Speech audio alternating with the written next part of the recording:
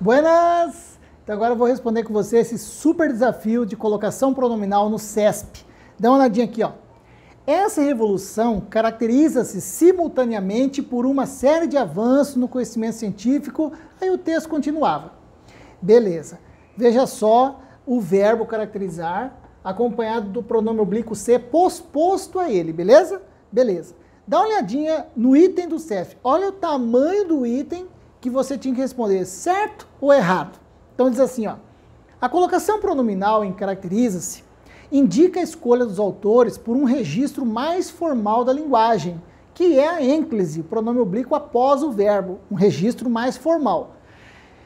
O emprego desse pronome antes da forma verbal, se a gente trouxesse o pronome ser para cá e dissesse essa revolução se caracteriza simultaneamente, então, o emprego desse pronome antes da forma verbal, além de caracterizar desrespeito às regras gramaticais do registro padrão da linguagem, representaria no contexto uso inadequado da linguagem, dado o caráter institucional do texto. Quer dizer, era um texto formal, um texto acadêmico. Então, seria inadequado usar o uso inadequado, além de contribuir por um desrespeito às regras gramaticais. Beleza.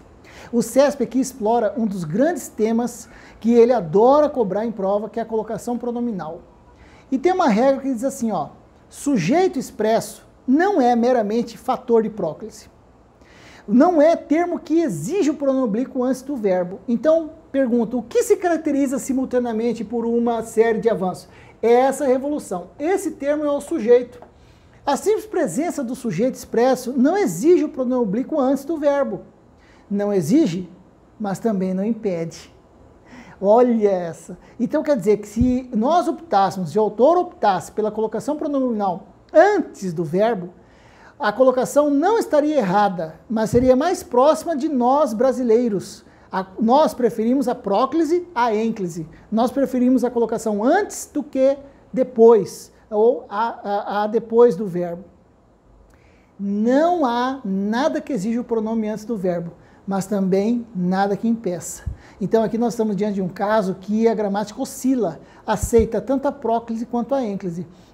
Já que o texto é institucional, quer tornar o texto mais formal, opte-se pela ênclise, mas não caracterizará um desrespeito à norma culta. Nem também será obrigatório, já que é um texto institucional, usar a ênclise. As duas formas são corretas. Então esse item, pegadinha do CESP, está errado. Você marcou errado? Parabéns. Você marcou certo? Parabéns. O importante é estudar e saber, na próxima prova do CESP, que sujeito expresso não exige, mas também não impede. Dupla possibilidade de colocação. Beleza? Um grande abraço. A gente se vê no próximo desafio. Tchau!